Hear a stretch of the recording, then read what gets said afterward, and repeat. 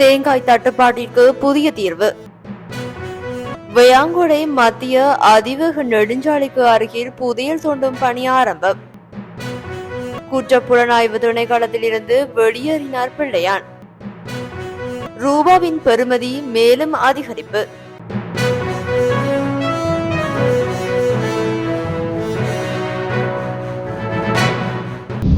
நாட்டில் ஏற்பட்டுள்ள தேங்காய் தட்டுப்பாட்டிற்கு தீர்வு காணும் வகையில் குறுகிய காலத்திற்குள் தேங்காய்களை பெறக்கூடிய புதிய கலப்பின தென்னை இனங்களை அறிமுகம் செய்ய தீர்மானிக்கப்பட்டுள்ளது. இப்புதிய செயற்றிட்டத்தின் மூலம் 3 வருடங்கள் என்ற குறுகிய காலத்தில் அதிக பலன்களை பெற்றுக்கொள்ள முடியும் என தென்னை ஆராய்ச்சி நிறுவனத்தின் பணிப்பாளர் நயனி ஆராய்ச்சியை தெரிவித்துள்ளார். வேயாங்கொடை வந்திரம்ப பகுதியில் நிர்மாணிக்கப்பட்டு வரும் மத்திய அதிவேக நெடுஞ்சாலைக்கு அருகில் உள்ள காணியில் புதையல் தேடும் பணி ஆரம்பமாகியுள்ளது. அத்தனகல்ல நீதவான் நீதிமன்றத்தினால் வழங்கப்பட்ட நீதிமன்ற உத்தரவின் பேரில் இந்த நடவடிக்கை எடுக்கப்பட்டுள்ளது. குறித்த இடத்தில் புதையல் இருப்பதாக கூறி பல வருடங்களாக புதையல் வேட்டையாடுபவர்களால் மேற்படி இடம் பல தடவைகள் தோண்டப்பட்டுள்ளதாக வேயாங்கொடை போலீசார் தெரிவிக்கின்றனர். பல சந்தர்ப்பங்களில் புதையல் தோண்டுவதற்கு பயன்படுத்தப்பட்ட உபகரணங்களுடன் பலரையும் பாதுகாப்பு படையினர் கைது செய்திருந்தனர். தொல்லியல் திணைக்களம் மேற்கொண்ட சோதனையின் போது அந்த இடத்தில் புதையல் எதுவும் இல்லை என தெரிய வந்துள்ளது. எவ்வாறாயினும் போலீஸ் விசேட அதிரடிப்படையினர் நடத்திய விசாரணையில் நிலத்தில் ஏதோ ஒன்று புதைந்து கிடப்பது கண்டுபிடிக்கப்பட்டுள்ளது. இதன்படி அத்தனகலை நீதவான் நீதிமன்றத்திற்கு தகவல் தெரிவிக்கப்பட்டதன் பின்னர் தொல்பொருள் திணைக்களம், புவியியல் ஆய்வு மற்றும் சுரங்க பணியகம், வேயாங்கொடை போலீஸ் வீதி அபிவிருத்தி அதிகார சபை மற்றும் மீரிகம பிரதேச செயலக அதிகாரிகளின் மேற்பார்வையில் அகழ்வு பணிகள் ஆரம்பிக்கப்பட்டுள்ளன.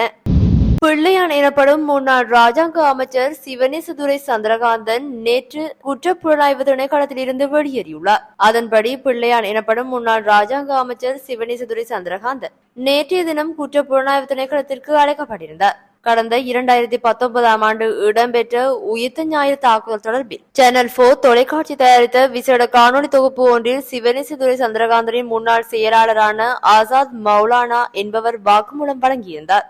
அதில் முன்னாள் ராஜாங்க அமைச்சர் சிவனேசதுரை சந்திரகாந்தனுக்கு ஏப்ரல் 21 தாக்குதலுடன் தொடர்புடைய தாக்குதல்தாரிகளுக்கும் தொடர்பு இருந்ததாக குறிப்பிடப்பட்டிருந்தது. இந்நிலையில் குறித்த விடயம் தொடர்பில் வாக்குமூலம் பெறுவதற்காகவே முன்னாள் ராஜாங்க அமைச்சர் சிவனேசதுரை சந்திரகாந்தன் 2வது நாளாகவும் நேற்று குற்றப்புலனாய்வு திணைக்களத்திற்கு அழைக்கப்பட்டிருந்தார்.